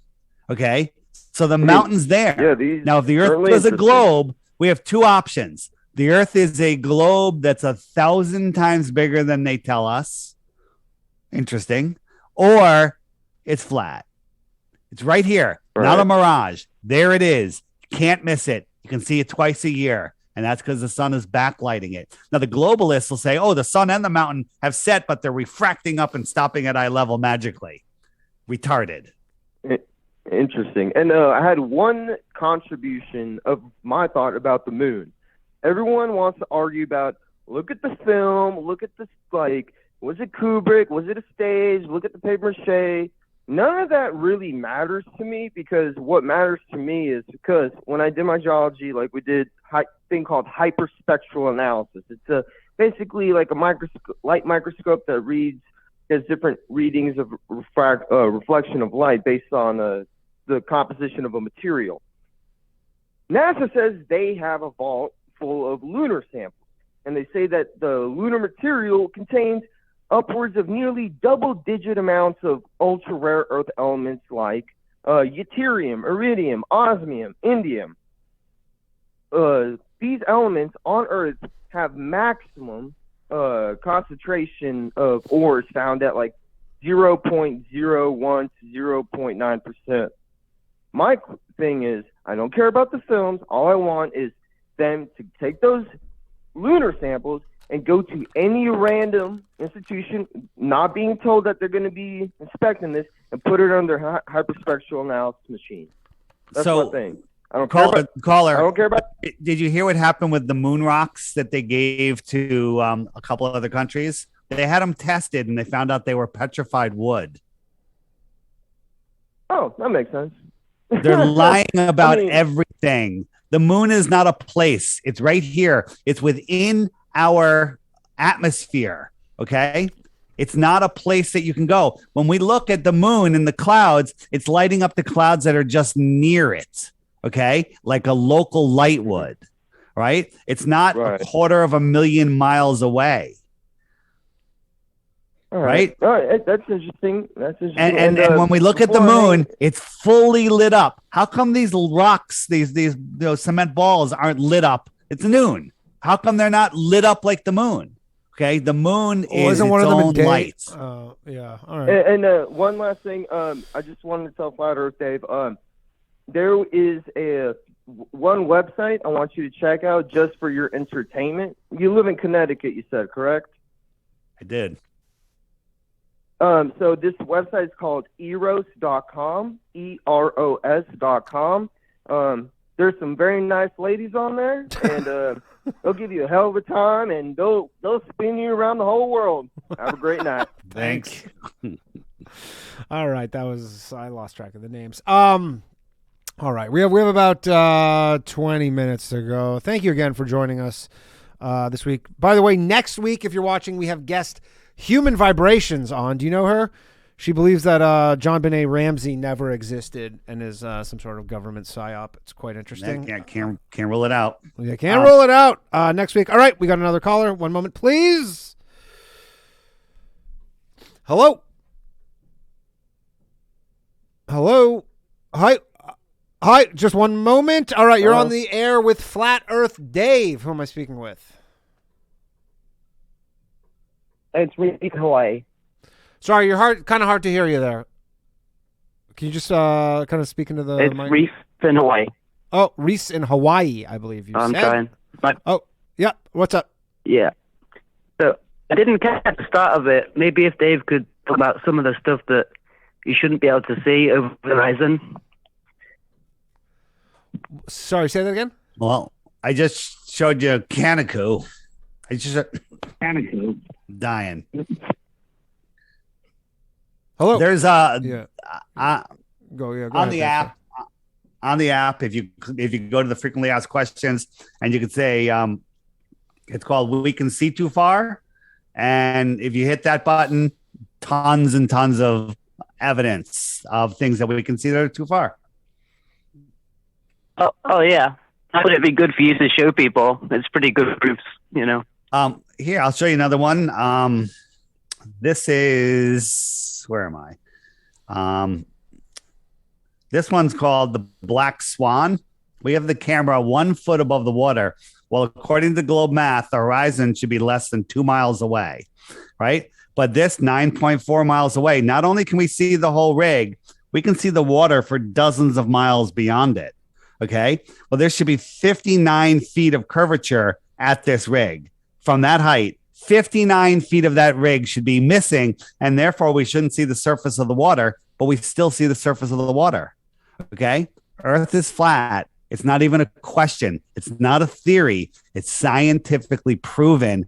All you have to do is get rid of the programming and use your God-given senses. Yes. All right. Thanks, caller. All right, we're going to pick up another one. One moment, please. Hello? Hey. Hey, 1 second. Just connecting you to Flat Earth Dave, and you're on with Flat Earth Dave. Who are we speaking with? Hey, this is John Gross. Danny, I just want to remind you that me and my wife were the first ones to introduce you to Flat Earth in Baltimore after a show. Yes. What's up, I don't know John? if you remember. Vaguely. I do remember the show. So yeah, we told you and Ryan about Flat Earth. We said Sorry, can you speak up a little bit? You're a little difficult to hear. Yeah. Sorry, can you hear me now? Yeah, that's much better. Thank you. Is that better? Yeah. So yeah, so we after the show we told you and Ryan about it, and I'm happy that you met Flat Earth Dave finally. How you doing, Dave? I'm doing good. John, did you see that NASA said there's an asteroid the size of 787 matzahs that are going to pass over the Earth on Passover? On Passover. That's no joke. Well, that's NASA for you. I mean, there is some joking element to it. I mean, it is a joke, but that's no joke because they're doing that all the time. Yeah. Are you Jewish, Dave? So I'm told. Okay, yeah, me too. Anyways, caller. Also, John thought you had some Bon Jovi tickets. Yeah, well, we were trying. Caller. There are no Bon Jovi tickets to be won. I apologize, caller. It's not that kind of show, but it's not that far off either. Maybe there will be some Bon Jovi tickets to caller number 8 in the future, but for now there are none. You have anything else? We got to wrap the show up. I don't want to get some more callers. No, Dave, keep it up. Thanks Appreciate so much. you. Take All right, care. Thanks, man. Hey, you're a celebrity, dude. Danny, this is NASA. Asteroid the size of 90 elephants discovered. Right? Is that at NASA though? That's NASA's bullseye dogs. These are NASA. You know what it is? I think they just want to flex on like how good they are at math. So then they do shit like that. Okay, we got a caller. We got another caller. Hello. Hey, Danny. Honestly, hi. One second. Just connecting you with Flat Earth Dave. Oh, okay. Right? Sorry. Why are they doing this? This is like something new that they're doing. Sorry, Dave. We missed you at that moment there. But we got a caller. Who are we speaking with here? 0017335. 071. Yeah, it's not important. All right. What's up, man? What's your question? Yeah, 100%. What's your flip? Literally, it's less of a question, more of a thank you for making this a call free number. I'm from Canada. So honestly, I'm telling you, I did it for the Canadians specifically because as a Canadian, you just know how many times we get screwed. I said it at the beginning of the show, but we just get the shaft so often. And the idea that people were like paying money to Rogers or Bell to call this show just boiled my fucking blood. So, I don't know if you're up to it, but now they're trying to fucking internet things are fucking happening, and they. I heard Bill C-11. Yeah. Anyways, back to the matzo balls and everything. Yeah, could you speak up just a little bit, please? Can you speak up a little bit? Oh, sorry. 1 second. Yeah, no One problem. second. There you go. Let me fix. Yeah.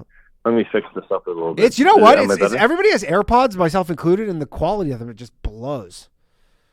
They suck for talking. No, speaker. I had you on speaker. Oh, yeah, I mean on speaker. Oh, okay, no problem.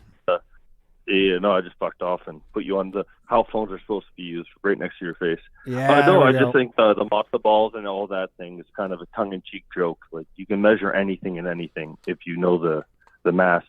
From that, flat Earth.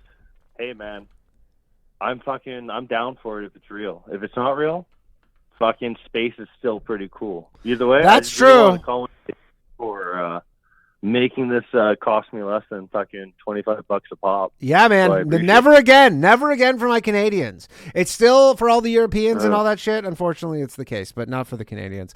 All right. Thanks for calling in, pal. Appreciate it. Hey, I appreciate it. You too. Yeah, Thank take you, care. Flat Dave. Thanks. All right. We'll take another call. 1 second. Hello. By the way, we got a super chat from Chad. Chad. Hello. You are on the air with Flat Earth Hey, how's Dave. it going, Danny? How are you? I'm doing well. Hey, what's going on, Dave? Hey. I just want to call. First of all, I'm obviously a fan of Flat Earth Dave, and definitely had to call in real quick just because earlier you talked about the conspiracy of who created the whole heliocentrism model. Okay. And I called in about a couple months ago, Danny, talking about gematria. You were the gematria guy. Oh man, you're the guy who got, yeah, dude. I follow the gematria account on Twitter. It's one of my favorite follows. It is hilarious. Hey, I'm glad. I don't know if it's supposed to be like that. Gematria. Yeah. It was great. Here's the thing. I mean, so I can just break it down real quick in gematria. Just 'cause I don't want to take up all your time. Yeah. Heliocentrism, the Jesuit order that they put in. Heliocentrism equals 201. Just like Jesuit order equals 201. The day we supposedly landed on the moon, the 201st day of the year. Event 201 in New York City. And Event 201 in New York City under the Jesuit Pope, who stays in Suite 201 at Domenica Santa Marte, 201, Jose Mario Bergoglio, 201. You learn that stuff, you can see it's all just some fun joke for these guys. Yep. All right. So yeah, I just wanted to drop some of that because if, like I said, you follow that gematria stuff, you can just see how they're playing with you guys. Yeah. Does that mean all of New Jersey is Jesuit because their area code's 201, right? Yeah. Is that what that means? Yeah, exactly. All right. Yeah. I mean, so that's their number. So they do this. So yeah, once again, I love the stream. Appreciate it. I'm going to try and get Thank that you. main gematria guy on the show, actually. Hey, thanks.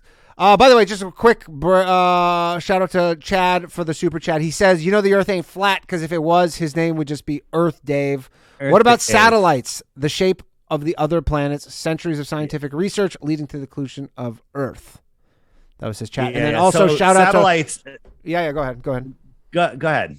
And I was just also going to give a shout out to Rusty Smackleford for gifting 5 memberships. That is a very high value move. All right, continue, Dave. Sorry about that. So satellites are on balloons. Okay, NASA has an array of what are the V2? No, that's a rocket. These old spy planes. Whatever the name of the spy plane was. How do you have this stuff pulled up so fast? Not as fast as I'd like. They got a grid of spy planes going across the whole Earth, monitoring everything. They got balloons with satellites. They have all, these are satelloons, right? To believe that we're corkscrewing through space and satellites are falling around us, maintaining a geostationary spot is, again, retarded. Now, the reason that they're demifying or what's the word? Demifying? Deifying? No. No, like the demonizing. There we go. Demonizing the word retarded is because if people started using the word retarded, they go, wait a minute. That is retarded. They realize that everyone's friggin' retarded. Yeah. Right? That's why they don't want you using that word because for them to remain in power, everybody has to remain retarded. Even that's a conspiracy to you.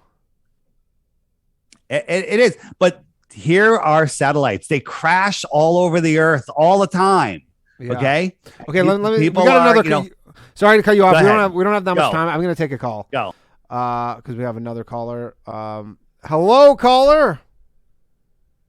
Hey, Danny. What's up? Hey, 1 second as we patch you over to Flat Earth Dave, and you are now talking with Flat Earth Dave. Shoot. Dave, how you doing, man? What's up? Big fan of you both, actually, Dave and Danny and Ryan. Danny and Ryan are fucking hilarious. Thank you. Thank you, sir. Just wanted to ask Dave, did you touch upon the gas pressure without a container at all this evening? I didn't tune in at the beginning, and I feel like that's a very strong point. Danny's not ready for that conversation. Let's hear it. I'm ready. I'm ready. Give it to me. It's one of the easiest ones. Go ahead, tell him. You describe it. If it's so easy, why am I not ready? Let's hear it. I mean, think about it. Think about a balloon, man. If you pop a balloon, the air goes immediately out. Like the only reason a balloon contains the air is because of an outside container. And any change to that, any puncture to that is going to immediately equalize the pressure. So how do we have air surrounding a ball that's also surrounded by a complete vacuum of space? A void, right? So check this out. Here's a balloon that's just hanging here, right? There's very little air in it. It's not blown up. Now, why isn't gravity stretching it down. Like if I hung a 10-pound weight on that, it would stretch the rubber. But gravity is not as strong as that 10-pound weight. It's not stretching the rubber. It's just going down, but not with a lot of pressure. Now, if I put some air in there, now what's that air trying to do? That air is trying to escape in every direction, including up, away from gravity. Okay. So air pressure is stronger than gravity, whatever that is. So why doesn't. But if you let that balloon go, it falls to the ground. Well, the air would go out. It would fly around. No, I'm saying if you tie a little tie in the balloon and then let it go, it falls to the ground. Because it's heavier than the air around it. But if I put helium in it, it would go up. Because the entire mass is less dense than the air around it, and it would go up. Okay? So, if I held my hand here. Yeah, the balloon, the gravity isn't negated. Right. Gravity doesn't get negated by the fact that you put helium in there. It's the fact that it's actually less dense than the air around it. Right, buoyancy and density. If I had a handful of rocks and ping pong balls and a helium balloon and I held them over a pool, I open my hand, the balloon's going to go up, the rocks and ping pong balls are going to go down, the ping pong balls are going to stay on top of the water, and the rocks are going to go to the bottom of the pool because of buoyancy and density. What's your annual supplies budget? You must be spending all sorts of money on all this shit. Just on the balloon? That cost me balloons. Like nothing. All right. Do you have one of those cool tables, or you don't like those ones? I saw the Flat Earth documentary where the guy makes the tables, the one on Netflix. Oh yeah. That's Chris Pontius. He makes a really cool art. It's like Chris Pontius from Jackass. No, different Chris Pontius. Oh, okay. Is that his name? That's his name on Jackass. Yeah, the guy on Jackass. Yeah. All right, caller. Anything else? No, that's it. Appreciate it. Thank you very much for all your work, guys. Thanks for calling in. All right, we're gonna take another call. Hello. Hey, this is Lemon Stealing Hors d'oeuvres. How's it going? Just 1 second. We're just going to connect you. Hold on. I'm talking again. Hey, sorry, Dave. Sorry. We got a call. I didn't hear what you also said there. You're on the air right now with Flat Earth Dave, who is speaking. Hey, it's Lemon Stealing Hors d'oeuvres. I was just wondering if the balloon thing, the closed container thing, if you take the balloon underwater, the further you go down, it compresses and it gets smaller. The further you go up, it expands. The gas expands inside it to match the density outside. How does that work? Density. I mean, you go underwater and the water is more dense and more pressure, and it'll compact the air. But there's no way you can go up and up and not have that air want to explode, expand. That balloon, if I tied it off with no air in it, just a little bit of air, and I brought it up, it would explode because the air would want to fill the available space. Right? That's how it works. If we had a stack of fish tanks, what's that? You'd get to. Wouldn't that make sense that at a certain point the air pressure is so low that it's near vacuum, like space? Well, so that's the globalist argument, but we can prove that's not the case right here. We can get like a fish tank, right? A 6-sided tank, and we can have it filled with just air from the room, or we can make it less air. Right, we can make it 10% of the air, so it's really low pressure. And so we have that air there, and then we put another tank on top of it that's a vacuum. There's no air in it, okay? And then we have a little trap door that between those two that'll open up, and what's going to happen? Whoosh, that air going to equalize. 50% of the pressure. What's that? Half the pressure goes away? Well, it would equalize. So no matter what amount of air, high pressure, low pressure, just whatever amount of gas is in that tank, if you have above it a vacuum, it's going to pull it. It's going to pull it right up. It's going to fill the available space. That's what gas does. Nowhere in nature, nowhere in a lab can anybody have high pressure next to low pressure without a physical container. We had a big debate the other day between three of us and three Globers from TikTok.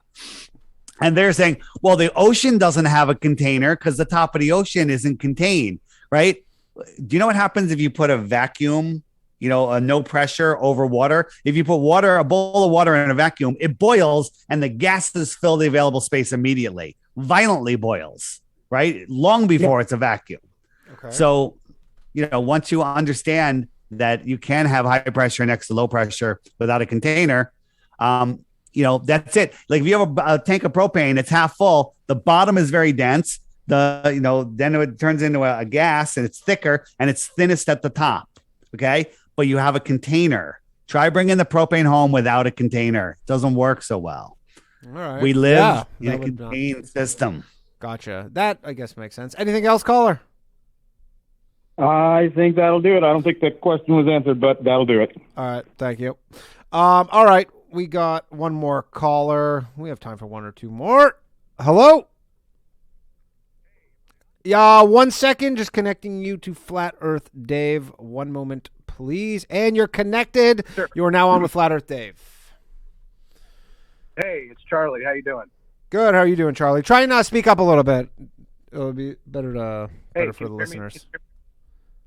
Yeah, I can hear me okay? Yeah, that's good. Okay. So basically my question, the main question about this is how would somebody, if somebody leaves the location that they're at right now and they go and they circumnavigate the entire globe and they wind up in the same place that they left off, how could that be if the earth was flat? Okay. Now, I don't know if you can see my screen in real time, but you go back and watch. So here we have the flat earth. We have a magnet at the center, and I got this compass, and I'm pushing the compass west. Now, if you notice, that needle keeps turning, always needs to point towards the center. So I'm heading west, and I'm heading west, and I'm turning, and I come right back to where I started from. Now, the same thing happens for east. I'm going to go east, and I have to constantly correct to the north, right? And I'll end up right back to where I started from.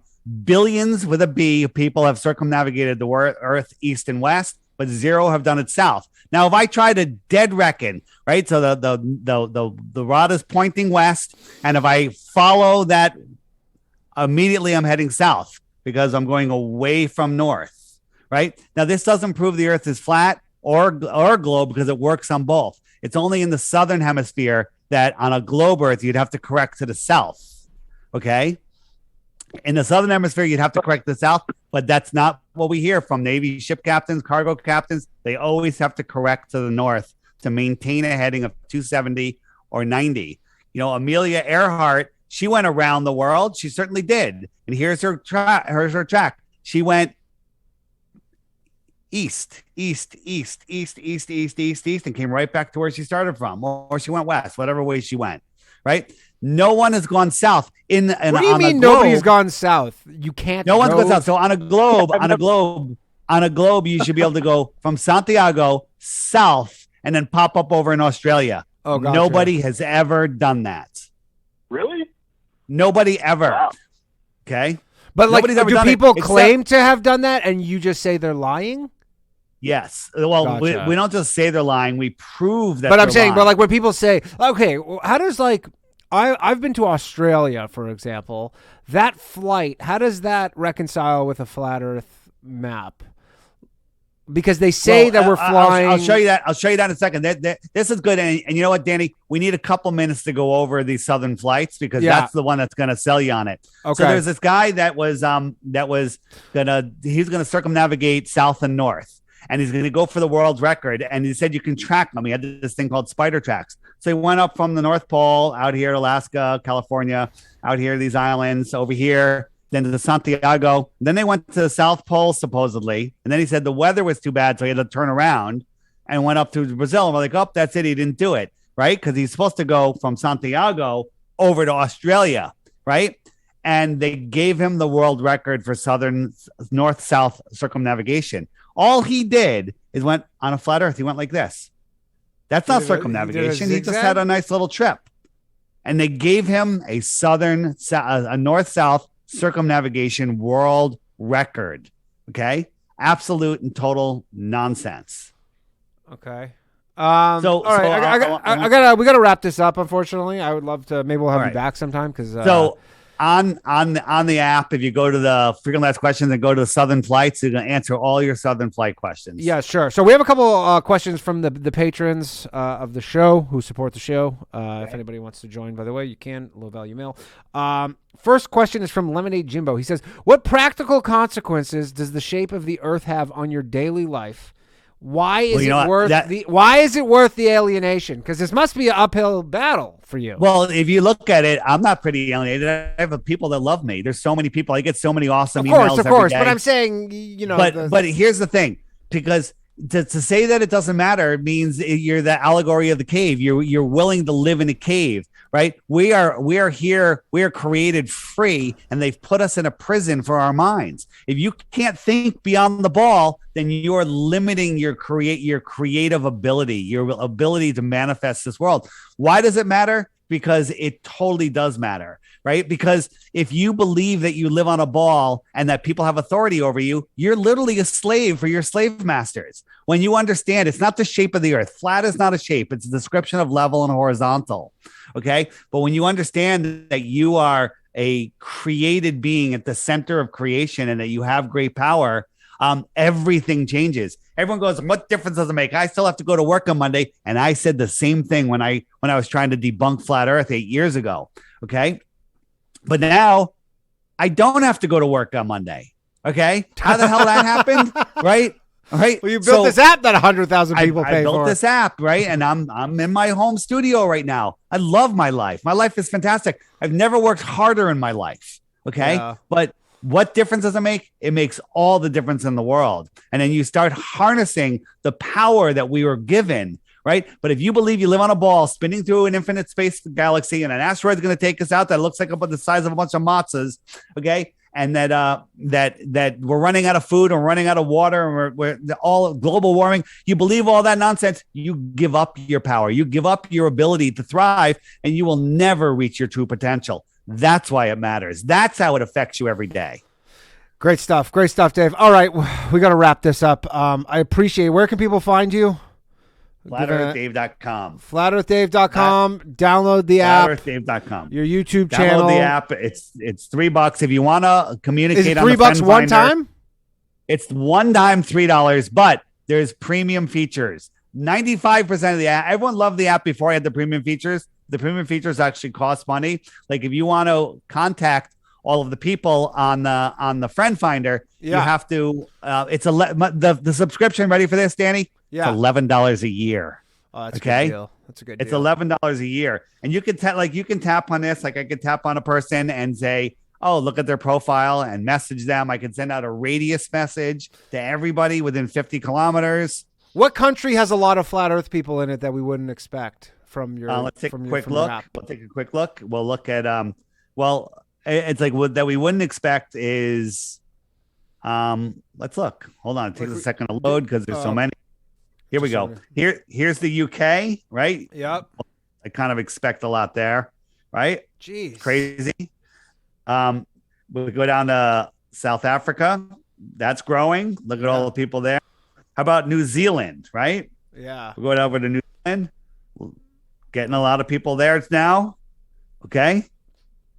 Fascinating. Pretty cool. Stuff. Fascinating. Right. Stuff. We even have, ready for this? Yeah. We got one guy in Antarctica. Okay. We got one guy right here at Casey Station. Wow. Anybody over at the South Pole?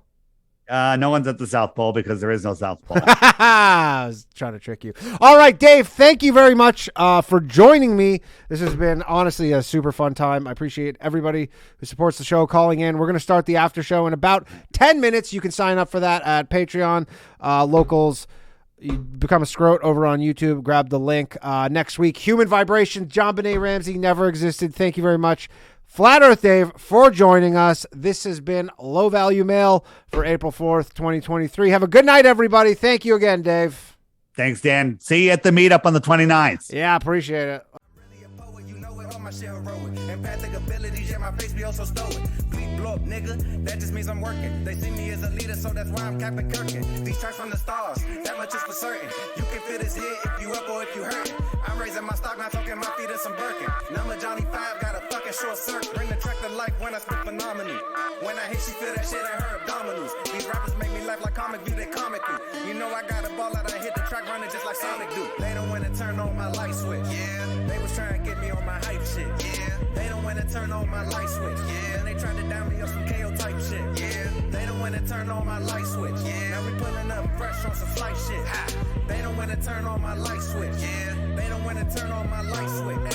They don't wanna when to turn on my light switch. Yeah. They was trying to get me on my hype shit. Yeah. They don't when to turn on my light switch. Yeah. Man, they tried to down me up some KO type shit. Yeah. They don't when to turn on my light switch. Yeah. I'm pulling up fresh on some